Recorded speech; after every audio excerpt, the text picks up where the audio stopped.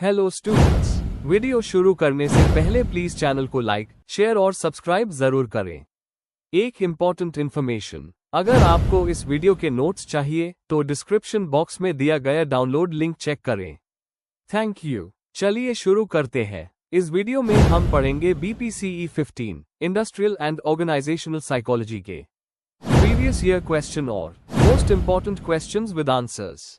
ये क्वेश्चंस आपके एग्जाम के लिए बहुत इंपॉर्टेंट है। अगर आपने ये अच्छे से कर लिए तो एग्जाम निकलना पक्का है। Let's begin. Question 1, elaborate upon the various workplace behaviours. Question explanation. इस क्वेश्चन में हमें वर्कप्लेस में एम्प्लॉयज के अलग अलग बिहेवियर्स को डिटेल में समझाना है। मतलब पॉजिटिव बिहेवियर्स जैसे टीम वर्क, पंक्चुअलिटी और मोटिवेशन के साथ नेगेटिव बिहेवियर्स जैसे एब्सेंटीज्म, अग्रेशन और काउंटर प्रोडक्टिव का रोल बताना है। हमें यह भी दिखाना है कि ये बिहेवियर्स ऑर्गेनाइजेशन के सक्सेस और प्रोडक्टिविटी को कैसे अफेक्ट करते हैं। आंसर। इंट्रोडक्शन। वर्कप्लेस बिहेवियर का मतलब है एम्प्लॉयज का वर्क सेटिंग में एक्ट और इंटरैक्ट करना। यह बिहेवियर इंडिविजुअल पर्सनालिटी, ऑर्गेनाइजेशन की कल्चर, लीडरशिप स्टाइल और सिचुएशन पर डिपेंड करता है। कुछ बिहेवियर्स पॉजिटिव होते हैं जो गोल्स को सपोर्ट करते हैं और कुछ नेगेटिव होते हैं जो ग्रोथ को रोक देते हैं। मैनेजर्स के लिए वर्कप्लेस बिहेवियर समझना बहुत जरूरी है ताकि वो एक हेल्दी और एफिशिएंट ऑर्गेनाइजेशन बना सकें। Main body. ए, प्रोडक्टिव और task oriented behaviour.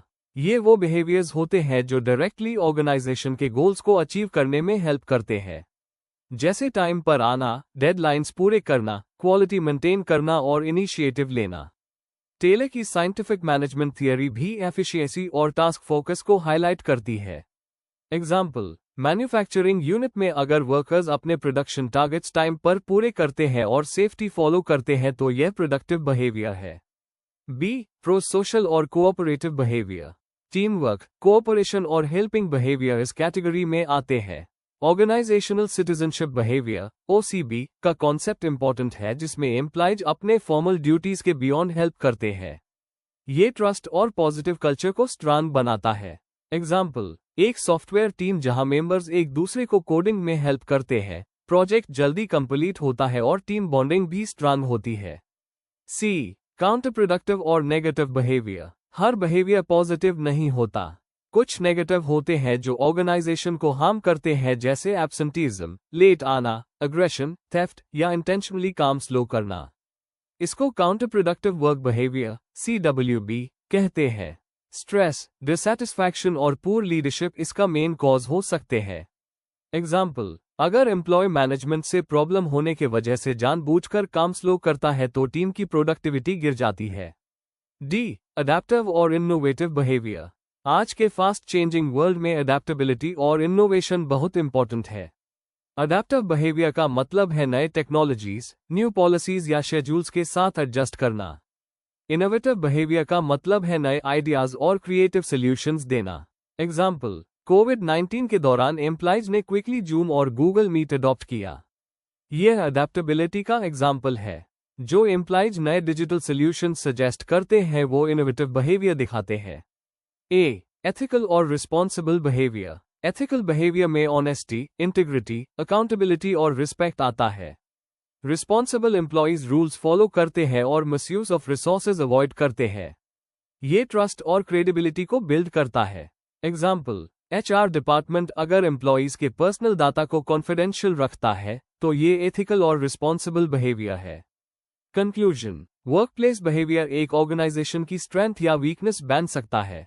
Positive behaviours जैसे प्रोडक्टिव, कोऑपरेटिव, अडैप्टिव और एथिकल एक्शंस ऑर्गेनाइजेशन को ग्रो करते हैं, जबकि नेगेटिव बिहेवियर्स प्रॉब्लम्स क्रिएट करते हैं। मैनेजर्स को ये समझना और शेप करना बहुत जरूरी है ताकि वर्कफोर्स मोटिवेटेड और सैटिस्फाइड रहे। If you need the notes of this video, there's a download link in the description box. Be sure to check it out. Thank you. Let's see the next question. Question 2. Explain the individual differences in personality.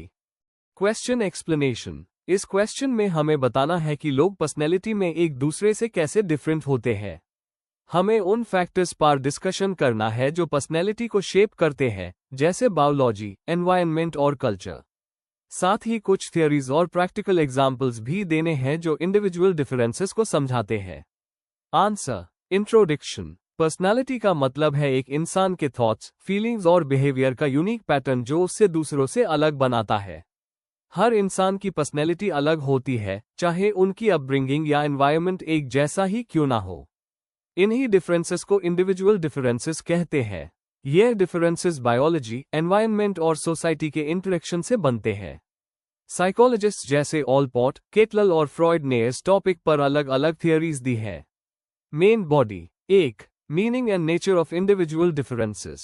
Individual differences का मतलब है वो खास traits और characteristics जो एक इंसान को दूसरे से अलग बनाते हैं। ये डिफरेंसेस स्टेबल होते हैं और टाइम के साथ ज्यादा बदलते नहीं, लेकिन थोड़ा मॉडिफिकेशन लाइफ एक्सपीरियंसेस से हो सकता है। एग्जाम्पल, स्ट्रेस सिचुएशन में एक एम्प्लॉय काम रह सकता है जबकि दूसरा घबरा जाता है। 2. Factors influencing individual differences. Biological factors, genes और हेरेडिटी का पर्सनैलिटी पर स्ट्रॉन्ग इम्पैक्ट होता है। ट्विन स्टडीज में ये प्रूफ मिला है कि ट्रेट्स जैसे एक्सट्रोवर्शन हेरेडिटरी होते हैं। ब्रेन और हार्मोन्स भी पर्सनैलिटी को इन्फ्लुएंस करते हैं। एनवायरनमेंटल फैक्टर्स, फैमिली और पेरेंटिंग स्टाइल बच्चे के कॉन्फिडेंस, ट्रस्ट और बिहेवियर को शेप करते हैं। स्ट्रिक्ट या नेग्लेक्टफुल एनवायरनमेंट से अग्रेसिव या विथड्रॉन पर्सनैलिटी डेवलप हो सकती है। Cultural and social factors, culture values और नॉर्म्स देते हैं जो बताते हैं कि पर्सनैलिटी ट्रेट्स कैसे एक्सप्रेस होंगे। एग्जाम्पल, कलेक्टिविस्ट कल्चर्स में कोऑपरेशन इंपॉर्टेंट है, जबकि इंडिविजुअलिस्ट कल्चर्स में इंडिपेंडेंस को वैल्यू किया जाता है। 3. Theories explaining individual differences in personality. Trait theories. Allport और केटल ने बताया कि हर इंसान के पास यूनिक ट्रेट्स होते हैं। Big 5 model, openness, consciousness, extroversion, agreeableness, neuroticism सबसे ज्यादा एक्सेप्ट किया गया है। एग्जाम्पल, एक्सट्रोवर्ट लोग सोशल एक्टिविटीज में एक्टिव रहते हैं जबकि इंट्रोवर्ट्स अपने स्पेस में कंफर्टेबल होते हैं। Psychoanalytic theory. फ्रॉइड के हिसाब से अनकॉन्शियस मोटिव्स और बचपन के एक्सपीरियंसेस लोगों को अलग पर्सनालिटी देते हैं। डिफेंस मैकेनिज्म्स भी पर्सनालिटी डिफरेंसेस का रीजन होते हैं। Social cognitive theories. बैंडूरा के रेसिप्रोकल डिटर्मिनिज्म के हिसाब से बिहेवियर, एनवायरनमेंट और पर्सनैलिटी एक दूसरे को इन्फ्लुएंस करते हैं। सेल्फ एफिकेसी भी बताती है कि एक इंसान अपनी एबिलिटी पर कितना ट्रस्ट करता है। 4. Significance of understanding individual differences. Education में हर स्टूडेंट की लर्निंग स्टाइल अलग होती है। इंट्रोवर्ट्स इंडिपेंडेंट स्टडी पसंद करते हैं जबकि एक्सट्रोवर्ट्स ग्रुप डिस्कशंस एंजॉय करते हैं। वर्क प्लेस में एम्प्लॉयर्स रिक्रूटमेंट और ट्रेनिंग के लिए पर्सनालिटी असेसमेंट करते हैं। एग्जाम्पल, कंसेंशियस एम्प्लॉय डेडलाइन पे काम कंप्लीट करेगा। काउंसलिंग में साइकोलॉजिस्ट्स हर क्लाइंट की पर्सनैलिटी के हिसाब से थेरेपी देते हैं। डेली लाइफ में डिफरेंसेस को समझने से कॉन्फ्लिक्ट्स कम होते हैं और टॉलरेंस बढ़ता है। कंक्लूजन, पर्सनालिटी के इंडिविजुअल डिफरेंसेस बायोलॉजी, एनवायरनमेंट और कल्चर के कंबाइंड इफेक्ट का रिजल्ट होते हैं। इन्हीं की वजह से हर इंसान का रिएक्शन एक ही सिचुएशन में अलग होता है। बिग 5 साइकोएनालिटिक और सोशल कॉग्निटिव थियरीज इस कॉन्सेप्ट को समझने में हेल्पफुल है। एजुकेशन, वर्कप्लेस और रिलेशनशिप्स में ये समझना जरूरी है ताकि डाइवर्सिटी को रिस्पेक्ट किया जा सके और ह्यूमन इंटरैक्शन बेटर बन सके। If you need the notes of this video, there's a download link in the description box. Be sure to check it out. Thank you. Question 3. Describe the behavioristic and cognitive theories of learning. Question explanation. इस question में हमें 2 अलग अलग learning approaches को explain करना है। Behaviouristic theories जो observable behaviour और कंडीशनिंग पर फोकस करती है, और कॉग्निटिव थियरीज जो थिंकिंग, मेमोरी और प्रॉब्लम सॉल्विंग जैसे मेंटल प्रोसेसेस पर जोर देती है। दोनों थियरीज को डिटेल में समझाना है with examples. Answer. Introduction. Learning एक बेसिक साइकोलॉजिकल प्रोसेस है जिसके थ्रू इंसान नए स्किल्स, नॉलेज और बिहेवियर सीखता है। साइकोलॉजिस्ट्स ने लर्निंग को एक्सप्लेन करने के लिए अलग अलग पर्सपेक्टिव्स दिए हैं। सबसे ज्यादा इन्फ्लुएंशियल है बिहेवियरिस्टिक थियरीज और कॉग्निटिव थियरीज। बिहेवियरिज्म सिर्फ एक्सटर्नल बिहेवियर और कंडीशनिंग को हाईलाइट करता है, जबकि कॉग्निटिव थियरीज माइंड के प्रोसेसेस जैसे सोच, मेमोरी और समझने को इंपॉर्टेंस देती है। चलिए दोनों अप्रोचेस को डिटेल में समझते हैं। Main body. 1. Behaviouristic theories of learning. Behaviourism 20वीं सेंचुरी की शुरुआत में वाटसन, पावलोव और स्किनर जैसे साइकोलॉजिस्ट्स ने डेवलप किया। इनका मेन आइडिया है कि लर्निंग एक ऑब्जर्वेबल बिहेवियर चेंज है जो एनवायरनमेंट के इंटरेक्शन से होती है। Classical conditioning, Pavlov. एक न्यूट्रल स्टिम्युलस और अनकंडीशन्ड स्टिम्युलस के एसोसिएशन से लर्निंग होती है। एग्जाम्पल, पैवलोव के कुत्ते बेल की आवाज पर भी सैलिवेट करने लगे क्योंकि बेल को बर्बा फूड के साथ पैर किया गया। एप्लीकेशंस, हैबिट्स और इमोशनल लर्निंग समझने के लिए। Operant conditioning, Skinner. Behaviour reinforcement और पनिशमेंट से शेप होता है। पॉजिटिव रिइंफोर्समेंट, रिवॉर्ड देना, और नेगेटिव रिइंफोर्समेंट, अनप्लेजेंट चीज हटाना, दोनों बिहेवियर को स्ट्रांग करते हैं। पनिशमेंट अनवांटेड बिहेवियर को कम करता है। एग्जाम्पल, स्टूडेंट को गुड मार्क्स के लिए प्रेज देना एक पॉजिटिव रिइंफोर्समेंट है। की फीचर्स, सिर्फ ऑब्जर्वेबल बिहेवियर पे focus, stimulus response connection, environment का strong role, criticism, mental processes को इग्नोर करता है, इंसान को मशीन की तरह ट्रीट करता है। 2. Cognitive theories of learning. Cognitive psychology behaviourism के रिएक्शन में मिड 20th सेंचुरी में डेवलप हुई, जिसमें पियजे, ब्रूनर और बैंडूरा जैसे थिंकर्स का इंपॉर्टेंट रोल था। Piaget's theory, children knowledge construct करते हैं स्टेजेस के through, sensory motor, pre operational, concrete operational, formal operational. Assimilation और अकोमोडेशन प्रोसेसेस के थ्रू लर्निंग होती है। इंफॉर्मेशन प्रोसेसिंग मॉडल, माइंड को कंप्यूटर के साथ कंपेयर किया गया। लर्निंग में एनकोडिंग, स्टोरिंग और रिट्रीविंग का रोल होता है। अटेंशन और रिहर्सल इंपॉर्टेंट स्टेप्स है। Social cognitive theory, Bandura, observational learning, modelling और इमिटेशन को हाईलाइट करता है। एग्जाम्पल, बच्चा टीवी देखकर एग्रेसिव बिहेवियर सीखता है।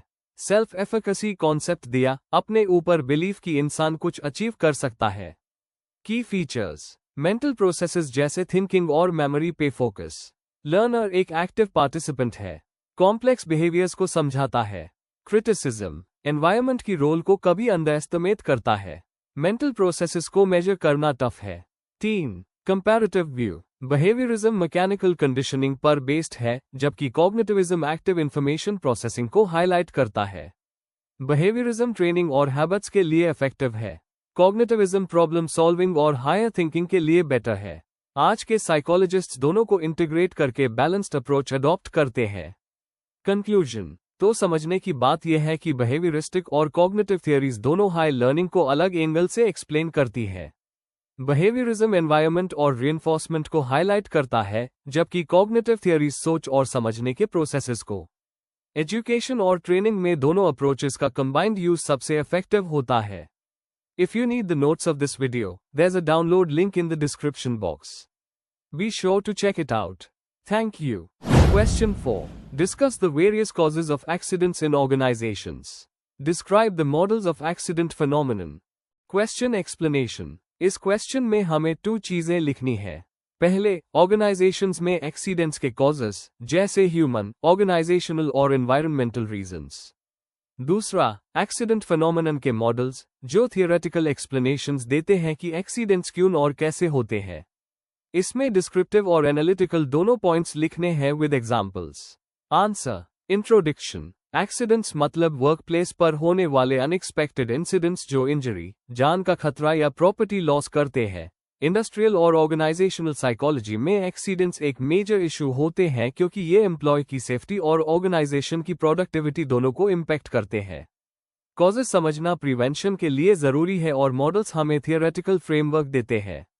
हाइनरिक और रीजन जैसे थिंकर्स ने इस एरिया में इंपॉर्टेंट मॉडल्स दिए हैं। Main body. 1. Causes of accidents in organisations. Human factors, training की कमी या skill gap, stress, fatigue, demotivation की वजह से careless behaviour, safety rules ignore करना या शॉर्टकट्स लेना। एग्जाम्पल, मशीन चलते वक्त हेलमेट या ग्लव्स ना पहना। Organisational factors, poor safety design और वीक सुपरविजन, प्रोडक्शन प्रेशर की वजह से सेफ्टी इग्नोर होना। एग्जाम्पल, अनसेफ पॉलिसीज होने पर एक्सीडेंट रेट ज्यादा होता है। Environmental factors, slippery floors, poor lighting, noise, outdated machines. Outdoor jobs में वेदर भी एक फैक्टर हो सकता है। साइकोलॉजिकल फैक्टर्स, रिस्क टेकिंग या इम्पल्सिव पर्सनालिटी, एंजाइटी, डिप्रेशन की वजह से अटेंशन कम हो जाना। 2. Models of accident phenomenon. A. Domino theory, Heinrich, 1931। Accident एक डोमिनो चेन की तरह होता है। सोशल एनवायरनमेंट, पर्सन की fault, unsafe act, accident, injury. अगर एक डोमिनो हटा दिया जाए, जैसे अनसेफ एक्ट, तो एक्सीडेंट रुक सकता है। B human error model Reason 1990 errors slips lapses mistakes violations. Swiss cheese model हर डिफेंस लेयर में छोटे छोटे होल्स होते हैं। जब सारे होल्स एक लाइन में आ जाते हैं तब एक्सीडेंट होता है। एग्जाम्पल प्लेन क्रैश जब पायलट एरर मेंटेनेंस एरर और टेक्निकल फॉल्ट एक साथ होते हैं। सी एपिडेमियोलॉजिकल मॉडल्स एक्सीडेंट को डिजीज की तरह समझाते हैं। Host worker agent hazard environment का interaction. Example noise agent plus बिना ear protection worker host plus poor supervision environment equal hearing loss. D systems theory human machine और environment के complex interactions accident का reason बनते हैं। Prevention के लिए system level changes जरूरी होते हैं। 3 प्रिवेंशन मेजर्स सेफ्टी ट्रेनिंग और अवेयरनेस प्रोग्राम्स। जॉब्स और वर्कप्लेस को सेफ डिजाइन करना। Near miss reporting system safety culture promote करना जहां मैनेजमेंट प्रोडक्शन से पहले सेफ्टी को प्रायोरिटी द। एग्जाम्पल टोयोटा का स्टॉप द लाइन रूल जहां वर्कर सेफ्टी इशू देखकर प्रोडक्शन रोक सकता है। कंक्लूजन एंड में कह सकते हैं कि एक्सीडेंट्स एक सिंगल फैक्टर की वजह से नहीं बल्कि ह्यूमन ऑर्गेनाइजेशनल और एनवायरमेंटल रीजंस के कॉम्बिनेशन से होते हैं। Domino theory human error model epidemiological और सिस्टम्स थियरी हमें समझाते हैं कि एक्सीडेंट्स कैसे होते हैं और उन्हें प्रिवेंट कैसे करें। अगर ऑर्गेनाइजेशन सेफ्टी को कल्चर का पार्ट बनाए तो एक्सीडेंट्स काफी हद तक कम किए जा सकते हैं। Before we end, please like, share and subscribe the channel for more such study materials and one important information अगर आपको नोट्स चाहिए तो डिस्क्रिप्शन बॉक्स में डाउनलोड लिंक दिया हुआ है, जरूर चेक करें। Thank you.